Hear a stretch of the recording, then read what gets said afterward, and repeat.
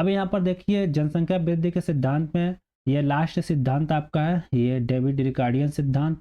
इसके बाद से आपका यहाँ पर जनसंख्या वृद्धि के सिद्धांत से टॉपिक खत्म हो जाएंगे। तो चलिए इसको जान लेते हैं, उसके बाद से हम बाद में प्रवाह सिद्धांत पढ़ेंगे। इतना आपका जो मैं बता रहा हूँ यहाँ से बहुत क्वेश्चन एग्जाम में पूछे गए हैं। उम्मीद करता हूँ आपको डिटेल में भी ये चीज़ें PYQ के हिसाब से अच्छे मिली होंगी। अब यहाँ पर देखिए वही बात है, वीडियो शुरू करने से पहले मैं आपको यही कहना चाहूँगा कि मेरे चैनल को सब्सक्राइब करके वीडियो को लाइक करके अपने मित्रों में जरूर शेयर कीजिएगा। आपको ये वीडियो कैसा लगा कमेंट करके जरूर बताइएगा। PYQ अगर सॉल्व कर रहे हैं, मैं करवाऊँगा भी फ्यूचर में, एग्जाम जब करीब आएगा तो बताइएगा कि PYQ में आपको कैसी इनपुट मिल रहा है ये थ्योरी देखने के बाद से। तो डेविड रिकार्डियन सिद्धांत जो है ब्रिटिश के रहने वाले अर्थशास्त्री हैं डेविड, और ये अर्थशास्त्री थे कि पुस्तक जो है the principle of political economy and taxation 1800 जो आया था 17 में आया था। इसको आपको याद रखना, पुस्तक से क्वेश्चन इनका पूछा जाता है। इनका मुख्य कार्य श्रम, मजदूरी और किराए मुद्दों पर केंद्रित था। ये आपको ध्यान रखना कि वो किस बारे में ज़्यादा सोच रखते थे। नेक्स्ट पॉइंट है, रिकार्डो मानते थे जनसंख्या जैसे 25 वर्षों में दोगुना होती है वैसे ही देश का आय भी 25 वर्षों में कम समय में दोगुना हो जाता है। तो इनका मानना था, ये पॉजिटिव है। एक तरह से देखा जाए तो ये माल्थस के मित्र हैं डेविड रिकार्डियन, और ये इनकी आलोचना कर दी है। जनसंख्या 25 वर्ष में दोगुना हो रहा है, 25 वर्ष से कम समय में दोगुना हो जाता आए तो भैया पैसा तो उसके पास आ ही गया। अब पैसा आ गया तो जनसंख्या बढ़े, उससे क्या लेना देना, उसको क्या फर्क पड़ता है। उसके मान लो आपके घर में 10 लोग हैं, आपके पास जो है 10 साल में 1 लाख रुपया हो गया है ना। यहाँ पर 10 लोग हैं, और क्या हुआ कि आने वाले ये 10 साल मान लो, 1 साल मान लो, 1 साल में 10 लोग हैं आपके पास, और ये हो गया 1 लाख रुपया आपके पास है। आने वाले 1 साल बाद मतलब दूसरे साल में आपके पास यहाँ पर जनसंख्या बढ़ के 20 लोग हो गए। एक बात कह रहा हूँ, बड़ी फैमिली है, और यहाँ पर जो है 1 लाख से आपका पैसा क्या हो गया, 2 साल से पहले ही मान लो 1.5 साल में आपके पास पैसा हो गया 4 लाख, 3 लाख, 2 लाख मान लो।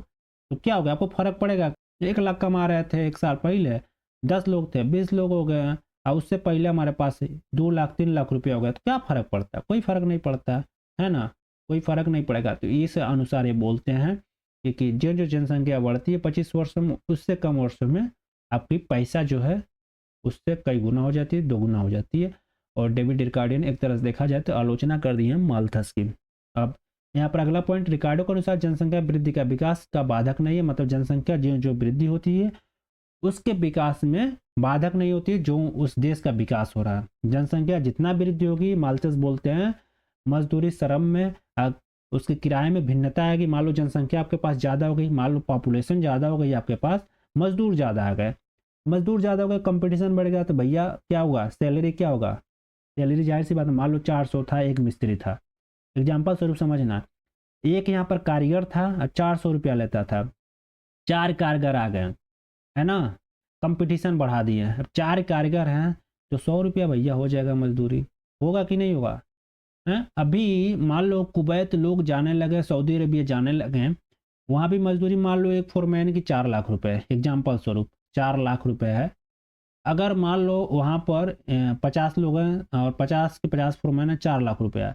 अब मान लो यहाँ से लोग भेज दिया जाए 200-250 लोग है ना, संख्या बढ़ा दो तो फोरमैन की सैलरी डाउन हो जाएगी। अगर वहाँ पर जो कार्यभार है 50 लोग का ही था, लेकिन वहाँ पर 200 लोग भेज दिए एक्स्ट्रा, अब 200 लोग एक्स्ट्रा मतलब 150 प्लस हुए ना एक्स्ट्रा, अब 150 प्लस होंगे तो सैलरी डाउन होगी। ये रूल पड़े होना इकोनॉमिक्स का, क्योंकि जितना आलू आएगा मार्केट में, कोई भी सामान जितना मार्केट में उपस्थित होगा, उससे सामान का भाव उतना डाउन हो जाएगा। ये रूल है।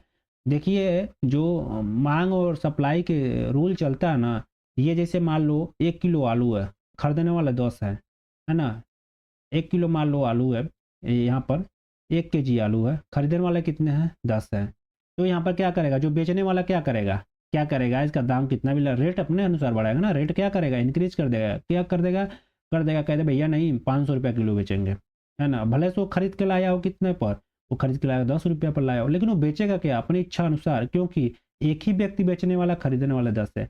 वही उल्टा हो जाए, बेचने वाले कितने हो जाए 10 से 20 हो जाए, खरीदने वाले कितने हो जाए 2 से 4 हो जाए। कहीं भैया आओ हमारे यहाँ से ले जाइए, कोई आओ भैया, है भैया 20 रुपया किलो बा, 5 रुपया किलो बा। जैसा अभी हाल ही में देखोगे गोभी का भाव कैसे चला है, 1 रुपया केजी जो किसान बेच रहा था, मार्केट में आके 10 से 5 रुपया केजी बिक रहा था।